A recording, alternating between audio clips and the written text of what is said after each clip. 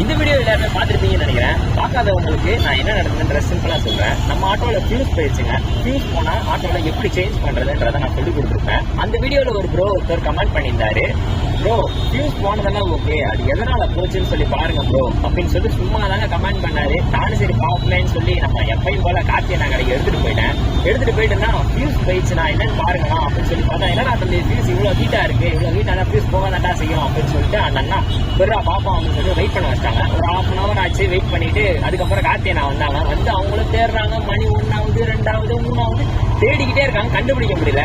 கடைசியா தான் வந்தாரு விநாயக் அப்படின்ற மாதிரி.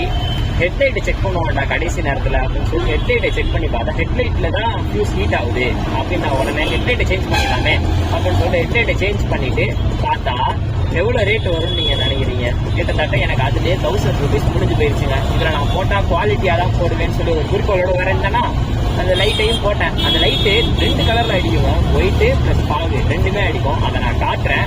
எப்படி இருக்கு என்னன்றதை மறக்காம கமெண்ட் பாக்ஸில் கமெண்ட் பண்ணுங்க.